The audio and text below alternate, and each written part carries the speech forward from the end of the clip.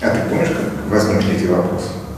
Это была с нашей стороны попытка начать диалог с работниками и работницами культуры, художниками, писателями, кураторами о важных вопросах в культуре, для того, чтобы обозначить круг тем для, возможно, будущей дискуссии, опять же, обозначить или определить участников этой дискуссии. И тот момент начала пандемии нам казался как раз удачным для переосмысления ситуации в культуре, когда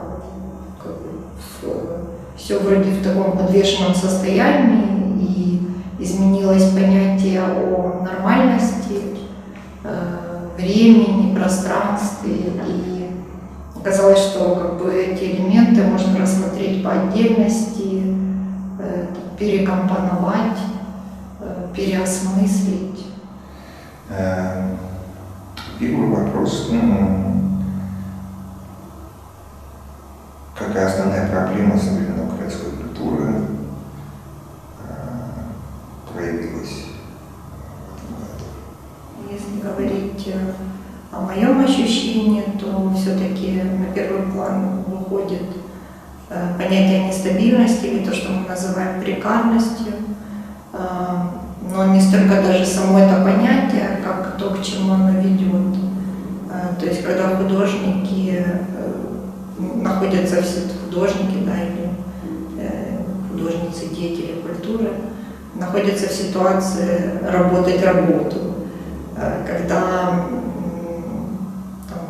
дедлайны или же попытка сделать яркий результат замещают вдумчивую работу, рефлексии, мало времени выделяется на понимание или осознание смысла того, что ты делаешь и зачем, на осознанное проживание. Какой социальный конструкт тебе хотелось бы разобрать? В принципе, то, что меня интересует, это такой конструкт, как художник и искусство.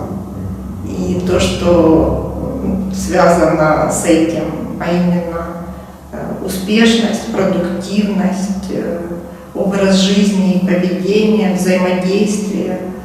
Вот это то, что мне кажется интересным для переосмысления. Появился вопрос о гибридности. Ну, вопрос о гибридности как раз появился из размышлений в частности, о взаимодействии. То есть взаимодействие все больше носит формы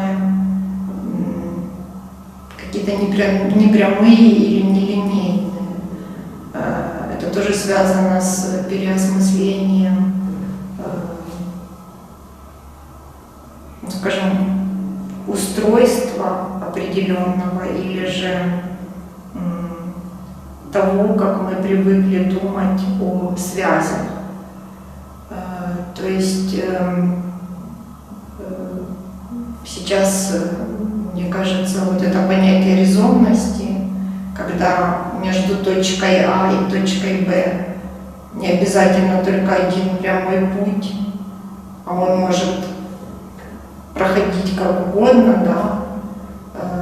Опять же, это связано с нелинейностью и в определенном смысле с цифровыми технологиями, которые нам тоже подсказывают некую вот эту резонность, да, или взяли за основу эту резонность.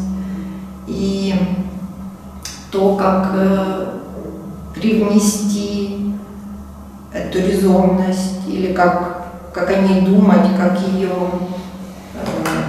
переосмыслить в искусстве или в культуре, во взаимодействии.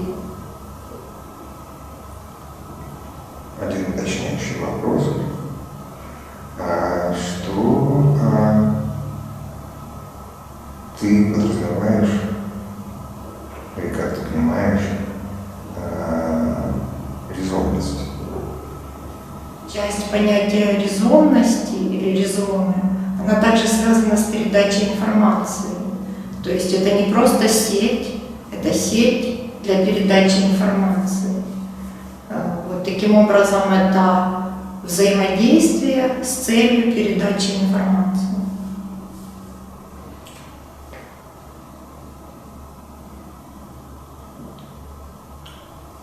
Еще есть вопрос.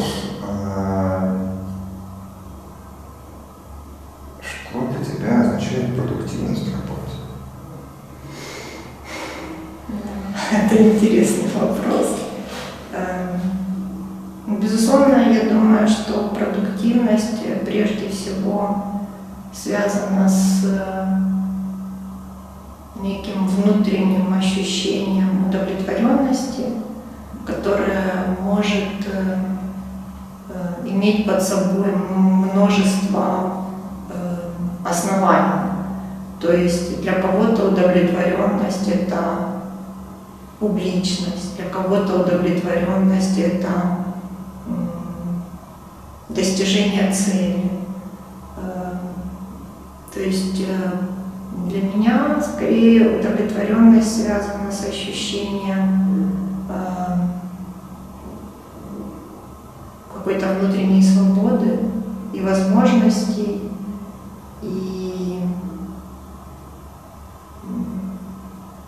которые в свою очередь связаны с возможностями общения с другими людьми, взаимодействия.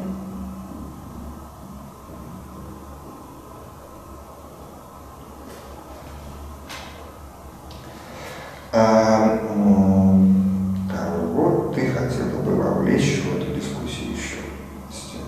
Кого ты знаешь? Или кого ты не знаешь, мнение которого тебе было бы интересно услышать? Ну, в общем-то, есть много художников, мыслителей, исследователей, чьи размышления меня, в свою очередь, дали мне некий толчок или некий импульс. Вот в частности, это же встреча с Ренаном Лорианом. То есть мне кажется, что вот если мы подумаем о такой форме взаимодействия, как культурный обмен, да, то когда встречаются какие-то поля или разные с точки зрения дисциплин, да, или разные с точки зрения ментальности, культуры, то есть диалог или взаимодействие между такими полями, оно более продуктивно. Вот поэтому тут же можно сказать, что это скорее не какие-то личности, которых я могу сейчас перечислить, а вот эта методология междисциплинарности,